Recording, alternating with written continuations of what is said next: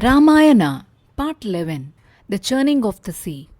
The next day, Vishwamitra and Rama and Lakshmana crossed the Ganga and continued their journey. They reached Vishalnagar. It was a lovely city, shining like Indra's Amaravati. Rama said, "Great sage, kindly tell us the history of this city." Vishwamitra answered, "The founder of your dynasty, Ikshvaku, had a wife, Alambusa by name. Their son was Vishala. He built this city, and therefore it came to be known as Vishalanagara. Once upon a time, Dithi, the mother of Daithyas, performed tapas here. King Sumati rules the kingdom now. Let us call on him." Rama's curiosity was aroused, and he said, "Great sage, aren't the Daithyas, the sons of Dithi, very powerful? Aren't the Daithyas and the Devas, the gods, children of two sisters, Dithi and Aditi? Tell us their story." Vishwamitra narrated the story. Long ago, in Kritayuga, there was a Muni by name Kashyapa. He had a number of wives, Dithi and Aditi among them. Dithi's sons were very strong, but they were not righteous. They were Dithi's sons and were therefore called Daithyas. Aditi's sons were righteous. They were the Devatas, the gods. Once, both the Daithyas and Devatas desired to be immortal.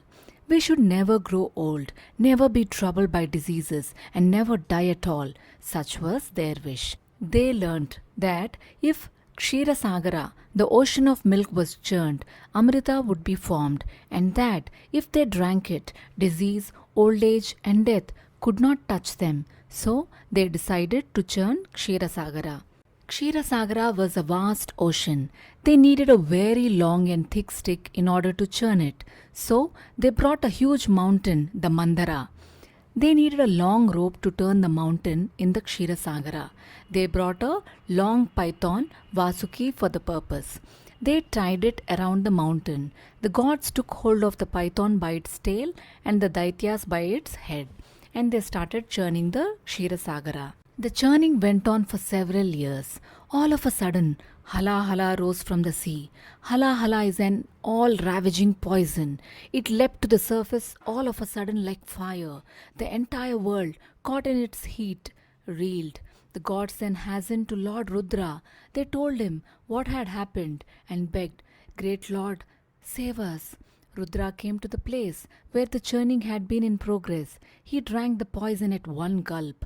Though he drank this terrible poison, no harm befell him. Only his throat became blue-colored, so he came to be called Nilakantha.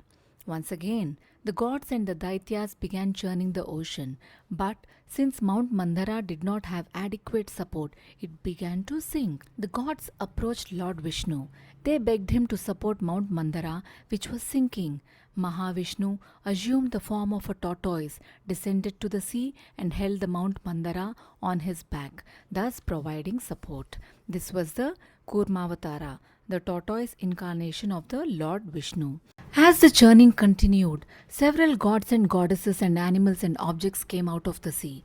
First rose Dhanvantari, the deity presiding over Ayurveda, the science of medicine. The gods chose him for their physician. Then was generated a liquid. The liquid brought forth thousands of lovely women. The word Apsu means water in the form of milk, and because they emerged from Apsu, these lovely women were called Apsaras. Then was born a damsel, Sura by name. The Daityas refused to take her, but the gods accepted her. She was later to be known as Varuni. Since the Daityas had rejected the Suradevata, they came to be known as Asuras, and the gods who accepted her were known as Suras. Then emerged from the ocean a magnificent steed, Uchchashravassu. Lord Indra chose this steed for his royal horse, a gorgeous diamond, Kaustubha, then rose from the waves. Vishnu wore it on his chest. At last emerged Amrita. A terrible battle followed between gods and the Daityas for the Amrita. The gods overwhelmed the Daityas. They drank the Amrita and became immortal. After narrating the story of the churning of the ocean for Amrita, Vishwamitra said, "Rama, Although the Daityas were very powerful, they were defeated by the gods because the Daityas were unrighteous and the gods were righteous. This shows that always the righteousness is victorious. As Vishwamitra was narrating the story of Amrita, Sumati, the king of Vishalanagara, learned that sage Vishwamitra was in his capital. He hastened to where the three were and extended all courtesies and hospitality to them. They spent the night there, and next morning they bent their steps towards Mithila. As they approached the city, they saw a lovely hermitage, but it seemed deserted. Rama asked his mentor, "Great sage, whose ashram is this?"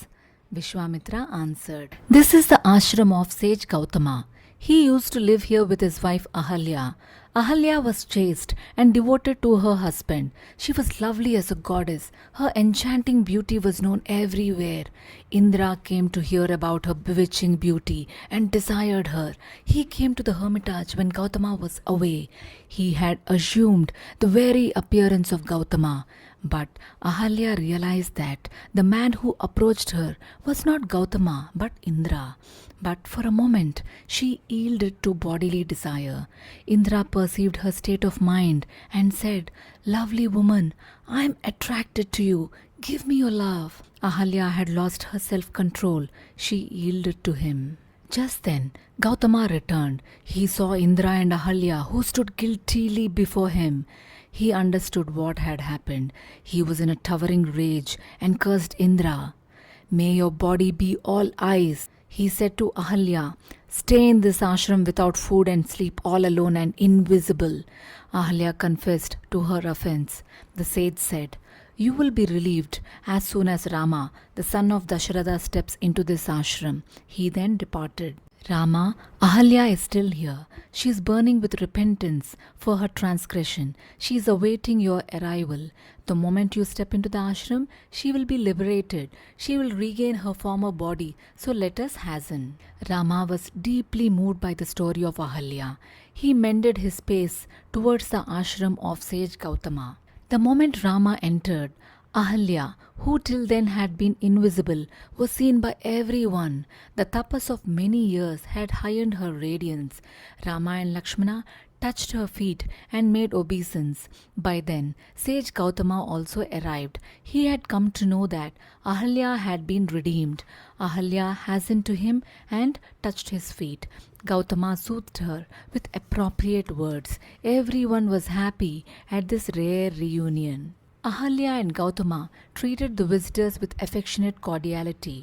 Ahalya praised again and again Rama, who had redeemed her. After being the guests of Gautama and Ahalya, the three continued with their journey. On the way, Vishwamitra said, "Look, Rama, Ahalya is now liberated from the curse. True, she committed an offense, but at once she corrected herself. She was contrite and made penance. For this reason, she was liberated.